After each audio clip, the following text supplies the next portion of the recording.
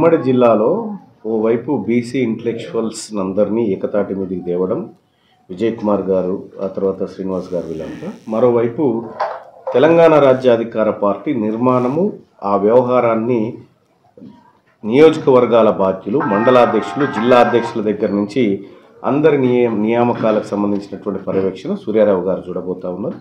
సూర్యారావు గారు ఇక ఉమ్మడి మహబూబ్ నగర్ జిల్లా తెలంగాణ రాజ్యాధికార పార్టీ ఇన్ఛార్జిగా ఉంటారు.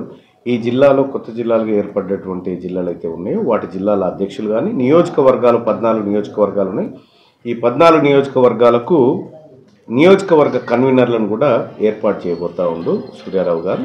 వీళ్ళందరి సూచన మేరకు రాష్ట్ర కమిటీ అప్రూవల్ చేసి నిర్ణయం తీసుకుంటుంది. కంప్లీట్గా వీళ్ళు ఉమ్మడి జిల్లాకు పనిచేస్తారు. అంటే ఒకటి ఏంటంటే తెలంగాణ రాష్ట్రం అనేది ఏదో ఎవరో ఇస్తే అది సంచిలో మూట కట్టుకొని తెచ్చిన వస్తువు కాదు. ఆ తెలంగాణ రాష్ట్రం అనేది వేలాది త్యాగాల నెత్తుటి పునాదుల మీద నిర్మితమైనటువంటి రాష్ట్రం. త్యాగాల పునాదుల మీద నిర్మితమైన పార్టీ. ఎంతోమంది ఆకాంక్షలు, ఆవేదనలు, ఆర్తనాదాలు, అరిగోసల కోసం తీర్చడం కోసం ఏర్పడ్డ రాష్ట్రం.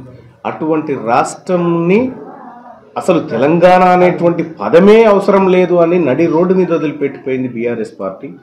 ఇవాళ ఈ తెలంగాణ ఉద్యమకారులు, తెలంగాణ మట్టి, తెలంగాణ అస్తిత్వం, అధికారం, ఆత్మగౌరవాన్ని మళ్ళీ తెలంగాణ రాజ్యాధికార పార్టీ తన భుజానికి ఎత్తుకుంది. మాటలు అసలు రెడ్లు లేకపోతే బీసీలకు బతికేయలేదని అహంకారపూరితంగా మాట్లాడి మేము అడ్డుకుంటాము, మేము కోర్టులలో కేసులు వేస్తాము, వీళ్ళంతా మా మోచేతి నీళ్ళు దాగి బతకాల్సిందే, అసలు బీసీలకు ఆత్మగౌరవమే లేదనేటువంటి అహంకారపూరితమైన వ్యాఖ్యలు ఏవైతే ఉన్నాయో ఖచ్చితంగా జవాబు చెప్తాం, తిప్పి కొడతాం. మీ బతుకులు అడిగేమన్నా అడిగి తెచ్చి చూపిస్తాం. ఏంటంటే ఆ జీవోనే బలహీనమైన జీవో. ఆ జీవోకు ప్రాణం లేదు. ప్రాణం వీళ్ళ ఆయుష్ కూడా పోయలే. కానీ జీవో రేపు పొద్దున లేచి పరిగెత్తుందని మనకు చెప్తా ఉన్నారు. శవం పరిగెత్తడం ఎంత సత్యమో ఈ జీవో రేపు పొద్దుగా ఆడ పాస్ కావడం అంతే సత్యం. ఓపెన్ టాక్ విత్ మల్లన్న కార్యక్రమానికి ఈరోజు ఉమ్మడి జిల్లా వ్యాప్తంగా మేధావులు, కుల సంఘ ప్రతినిధులు, చాలామంది విద్యార్థి సంఘ నాయకులు అందరూ ఇచ్చేసి తమ క్వశ్చన్లను అడిగి తీర్మార్ మల్లన్న గారి నుంచి సమాధానం రాబట్టడం జరిగింది. దీంట్లో ప్రధాన ఉద్దేశం ఈరోజు మల్లన్న గారు చెప్పిన విషయం ఒకటే, రేపు భవిష్యత్తు బీసీలదే రాజ్యాధికారం, మీ క్వశ్చన్లన్నిటికీ సమాధానం కూడా బీసీ అధికారంలోకి వస్తేనే తప్ప ఇది సాధ్యం కాదన్న స్పష్టంగా ఒక సంకేతాన్ని ఈరోజు ఎమ్మెల్సీ మల్లన్న గారు ఇవ్వడం జరిగింది. అంటే ఈరోజు రకరకాలుగా విద్యారంగంలో కానీ, వ్యవసాయ రంగంలో కానీ, తర్వాత స్త్రీల సమస్యల విషయంలో కానీ, ఆర్టీసీ విషయంలో కానీ, డ్రైవర్ల విషయంలో కానీ, అంటే ఈరోజు రాష్ట్రంలో అనుభవిస్తున్న ప్రధాన సమస్యల మీద ఈరోజు మేధావులు కానీ, విద్యార్థులు కానీ క్వశ్చన్కు స్ట్రేట్గా సమాధానం ఈరోజు మల్లన్న గారు ఇవ్వడం జరిగింది.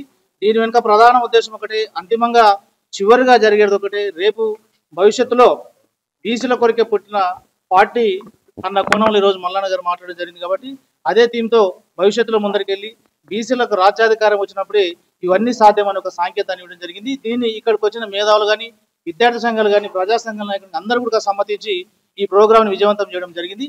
దీనికి ఇక్కడికి ఈరోజు ఈ స్ట్రేట్ టు క్వశ్చన్ అంటే ప్రోగ్రామ్కి ఇచ్చేసినటువంటి మీడియా మిత్రులకు, ప్రజా సంఘాలకు, కుల సంఘాలకు, విద్యార్థి సంఘ నాయకులకు అందరికీ పేరు పేరున హృదయపూర్వకంగా ధన్యవాదాలు తెలియజేస్తున్నాం.